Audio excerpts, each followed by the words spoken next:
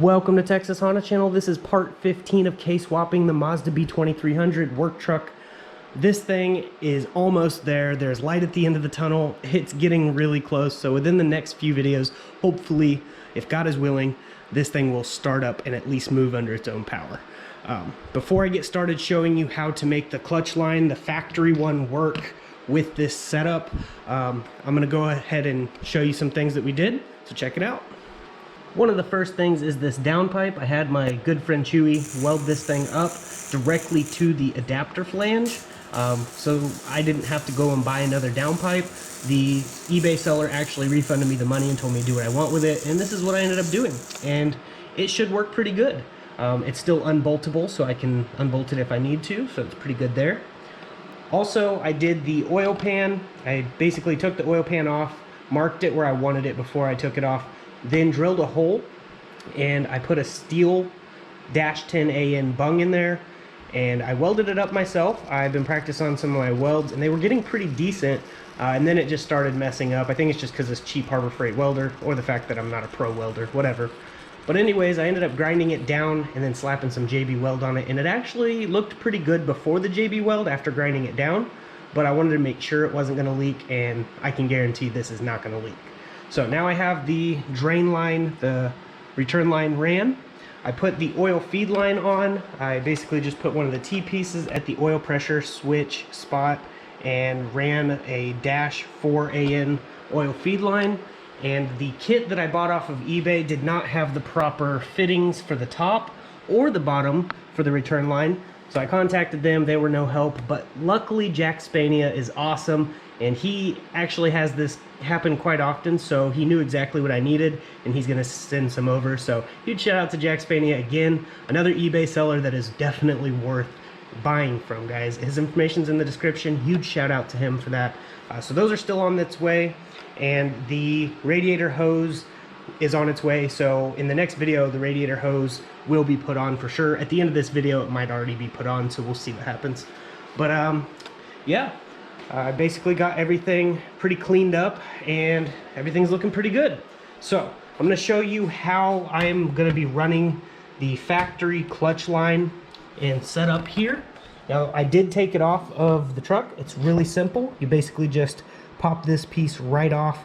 Just put a flathead back there, and poof, pops right off of there. And then it actually turns. So you turn it to get this out, and it pulls straight out through the engine bay, and then you can pull the whole line with it. I went ahead and chopped it and put a hose on here to try to make it work, and it was kind of working, but this hose was flexing a lot whenever we'd push the clutch pedal in. So we went back to the drawing board on this, and I found a solution. So we're going to be using this. The link for all this stuff is in the description, by the way. So this here is a M10 by 1.0 on one side and a AN3 on the other side. So it's a 3 AN fitting. So this screws directly into the slave cylinder, which this is the slave cylinder that came with the adapter plate kit from Collins Adapter. I actually drilled these holes out a little bit for more play and movement for whenever I install it, because it did need to go forward a little bit more. So that's why I drilled those holes out just a hair. This thing always falls out, so just keep that in mind. Then we've got the All-Star braided stainless steel brake line. This is actually just a brake line, but it's also 3 AN. And I ended up getting, I think, 38 inches or something like that. Should be more than enough. And then this piece right here, which is a Russell, there's the part number, I believe, 640281. And this right here is a T56 3 AN clutch fitting. This piece will actually go right here, which there's a little tiny roll pin. We'll basically just push that thing out, tap it out, and then that will go there, allowing us to adapt the 3 AN fitting. So I'm gonna go ahead and put all this together and then show you how we bleed it. All right, as for this little roll pin right here, I found an Allen wrench that'll work perfect. We'll just tap that out of there and then put the other fitting in. Make sure to pull the O-ring out because they like to get stuck.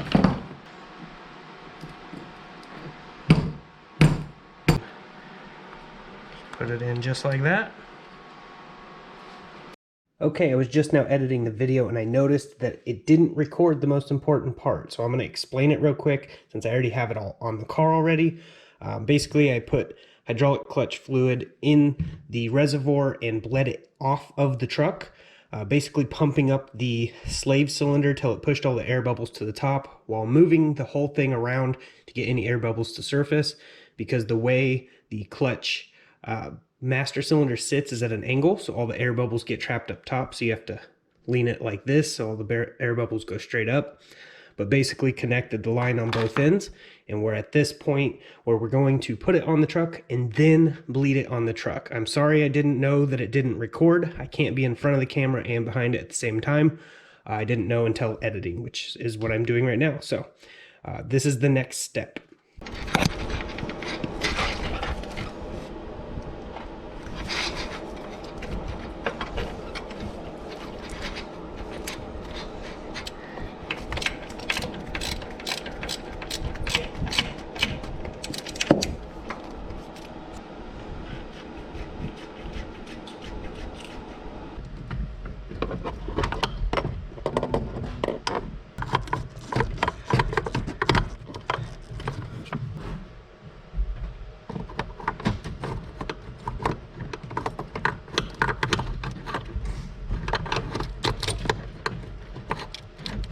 Okay, there's also this piece of plastic that usually goes around it, but I don't use this anymore since that's for the factory stuff for the truck. Basically, this comes apart and then you can pull it through the firewall. Got it up through there, and then you just twist it to lock it in place. And then it's all put back together. I just basically push that clip back on, and now it's ready to be pumped up and bled on the outside. Okay, I have my wife in there. She's gonna pump it up for me. Let's go ahead and pump it. Yeah, that thing's moving really good so far. That's way better than before. So I need to go ahead and make sure it's all topped off, and then I'm gonna go ahead and have her pump it up. So it's topped off, we're good to go there. So I'm gonna have you pump it up, go ahead.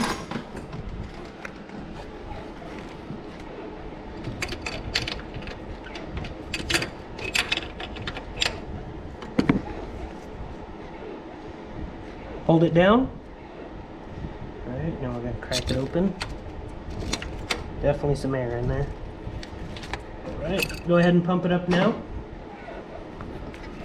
Oh yeah, perfect. I think that's all it needs. There was some air, but we're gonna go ahead and bleed it one more time just to be sure. Now remember, whatever the brake fluid gets on, it will eat, so it eats paint. Go ahead and hold it.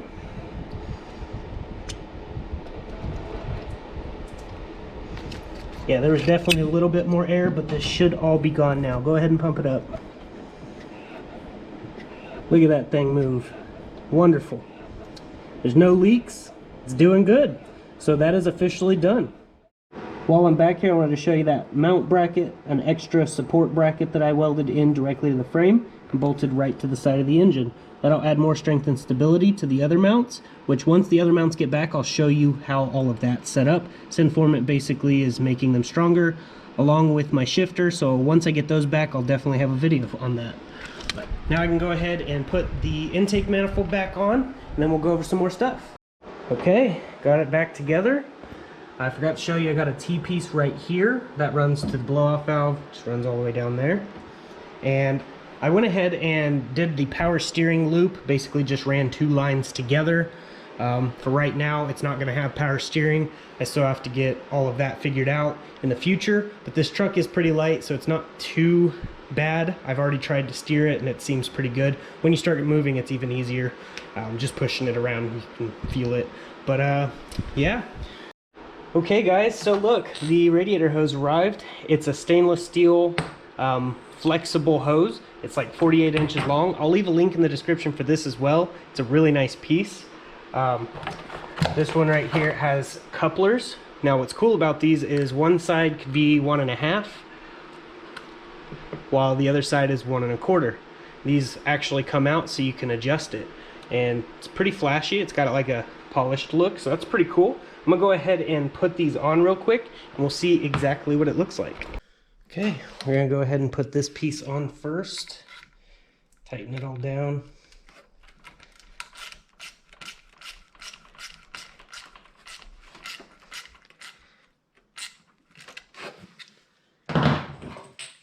bend the stainless, put it about the right shape, something like this.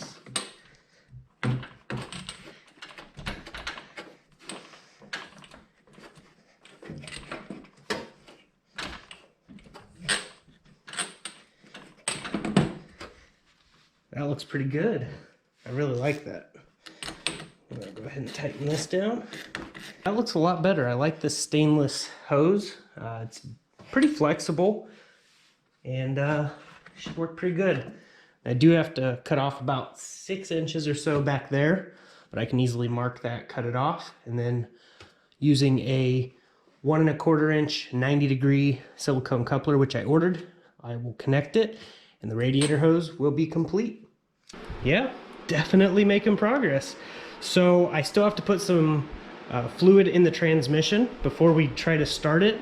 So right here is the best way to put fluid in. The shifter goes right here, but since Sinformant, a subscriber of mine and good friend, is modifying the shifter, this is the best place to put it in. 2 quarts of 7580 GL4 or GL5 goes right in here, and we're good to go as soon as we're ready to crank on it. I also found an old boost gauge that I have, so that's probably where I'm going to put that, and then right next to it will be my AEM wideband, since it fits perfectly in there and I can hide the wires back that way. Probably also going to move the ECU out of the way, especially whenever I put K-Pro in here, because I don't want it getting stolen, so I'm going to make it very difficult to get to. So, still waiting on that, still waiting on the mounts and an ECU, and those are the 3 things left before we can actually fire it up. But yeah, before too long, she's gonna be firing right up. We only have the mounts, we have the shifter, the Honda K-Pro, and the oil feed and return, which the oil feed and return, Kevin from Jackspania Racing has the proper size he's gonna be sending me, so that'll be taken care of. Huge shout out to Kevin. Definitely check the link in the description. Go show him some support and buy something from his eBay. It helps me tremendously, and it can help you too because he has some really great products for a really good price. It's definitely making progress for sure, and I'm super happy about that. So huge thanks again, Kevin, for hooking me up with those things. But yeah, it's looking pretty good. Got the line looped. We have good fuel pressure. We've got crank signal. The only thing we need is that K-Pro installed, but unfortunately I just didn't have enough money to get everything. My son's birthday is this month and bills were pretty tight. That's why I had to sell the supercharger on the Acura TL, but it went to a good home. I just shipped it off today, so it's good news. But I will miss it, but the car is still super fun. The TL is super fun without the supercharger. In case anyone was wondering, that it was either sell the supercharger or the car, and that was my only options because I refused to go get a loan. I don't want to be a slave to a bank. So it is what it is, guys. There'll be more, definitely more superchargers out there. Maybe someday I can turbo it. We'll see what happens, but don't hold your breath. But I went to the salvage yard, got this valve cover right here. I'm gonna clean it up and paint it gloss red. Unfortunately, I don't have any wrinkle red and it's a special order. So I'm just gonna paint it gloss red for right now and end up throwing that one on here because this one has no room for the 10AN catch can lines, which really sucks, but not a big deal. They actually make a piece that goes right on the oil cap that has 2 10AN fittings. I'll leave a link in the description. It's really cool. And they go over to the catch can, so that's probably what I'm going to end up doing, so that way I don't have to drill into the valve cover again, and I wouldn't have to weld it. So I'm going to be taking this one off and retiring that valve cover, but definitely making progress, and before too long she's going to be blowing tires off. It's going to be crazy fun, and I'll have my work truck back. I'm getting pretty anxious at this point, guys. But the only thing I'm worried about is that drive shaft. If it doesn't work, I'll have to send it off to a company to have them make a proper drive shaft for it, one that can support some power, and that's not done, I'll get a like we have it. But it should at least move in and out of my driveway or down the street with this drive shaft, so that's good news. If it holds up, I'll do a massive burnout. It'll be cool. But super excited, guys. So huge thank you to everyone hitting that like button, sharing the videos around, dropping comments, and supporting the channel in general. I greatly appreciate it. Keep doing your awesome work so that way I can keep doing my awesome work. But I'm gonna go ahead and get off here. I gotta edit this video and get it out to you guys. So I will see you guys in the next video. And as I like to say, God bless, stay safe, stay awesome.